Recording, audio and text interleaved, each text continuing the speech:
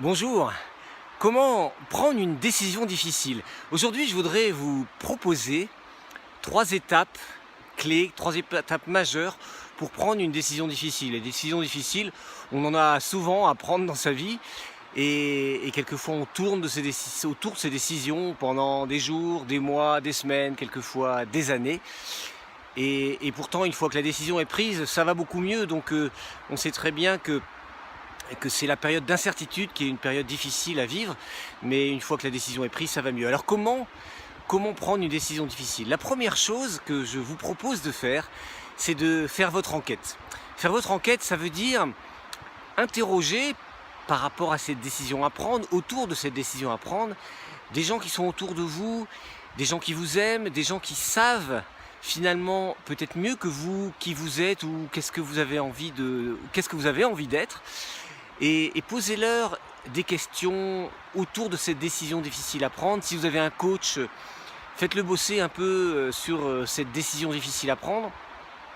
La première démarche, c'est vraiment de faire une enquête parce que le miroir des autres nous est souvent très utile pour comprendre dans quelle direction, enfin quel choix il faut prendre par rapport à cette situation. Donc première chose, faire son enquête. Deuxième chose, on ne peut pas échapper de passer par l'écrit. Pourquoi? Parce que finalement les idées dans la tête, l'idée qui est là à l'instant dans ma tête est l'idée la plus importante, mais si je la compare à d'autres idées, elle va prendre une valeur relative, un poids relatif. Donc passer par l'écrit, ça veut dire prendre une feuille, une grande feuille. Si vous avez des feuilles de paperboard, c'est encore mieux. Moi je fais ça quelquefois, je me mets par terre dans mon bureau et puis je vais passer par l'écrit. Alors on peut faire simplement 2 grandes colonnes, d'un côté le petit bonhomme qui sourit, de l'autre côté le petit bonhomme qui est pas très content, hein, ou les avantages et les inconvénients, qu'est-ce qui est le plus et le moins, pourquoi prendre cette décision, pourquoi ne pas la prendre. On peut aussi rajouter un chapitre les risques, hein, si je prends cette décision, ou les risques si je ne prends pas cette décision.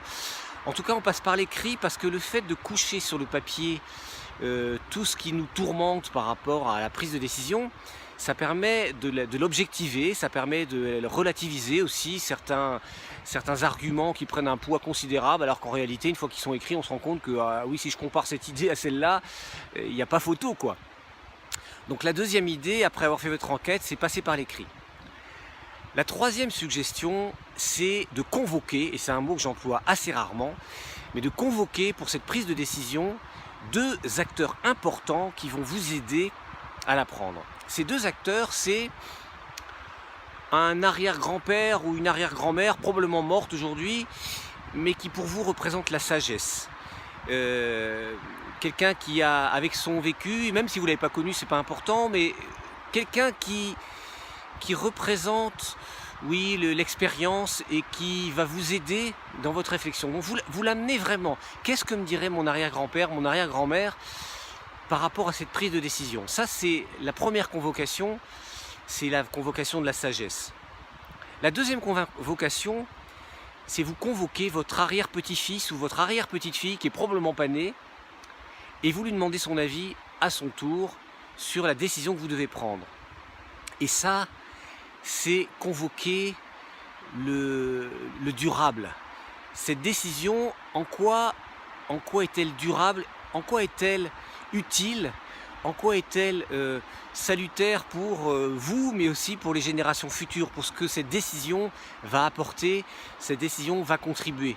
Si c'est pour aller vers plus de responsabilité, si c'est pour aller vers plus de bonheur, c'est pour aller vers plus de liberté, ce sont probablement des bons choix à prendre pour le développement, je dirais, écologique au sens durable du terme, hein, puisque chaque fois qu'on prend une décision, on imprime quelque chose sur notre histoire et on imprime quelque chose voilà, dans les pas de l'humanité. Donc convoquez votre arrière-grand-père, votre arrière-grand-mère pour la sagesse, votre petite-fille, votre petit-fils ou arrière-petit-fils, arrière-petite-fille pas encore né, pour la dimension durable de cette décision à prendre. Quand vous avez fait tout ça, eh bien là, écoutez vraiment ce que dit votre petite voix, parce que vous avez devant les yeux les avantages et les inconvénients, vous avez le feedback des gens qui vous aiment par rapport à ces décisions. Vous avez devant vous également, vous avez entendu ou écrit les conseils de la sagesse et les conseils du développement durable, enfin de la décision durable. Et maintenant regardez ça, allez vous promener, vous savez que moi j'aime bien marcher parce que c'est inspirant, mais en tout cas écoutez maintenant vraiment ce que vous souffle votre petite voix intérieure, car la décision difficile, peut-être d'un seul coup, est devenue plus facile à prendre.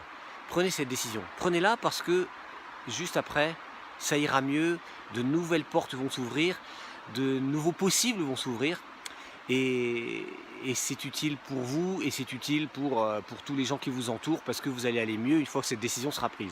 Voilà, j'espère que cette vidéo vous inspire, vous donne une piste pour passer au-delà de cette décision et que vous allez en bénéficier dès que ce sera fait. Faites-le donc tout de suite, comme ça, commencez tout de suite votre enquête, commencez à écrire et puis prenez ce temps personnel pour passer au-delà de la décision.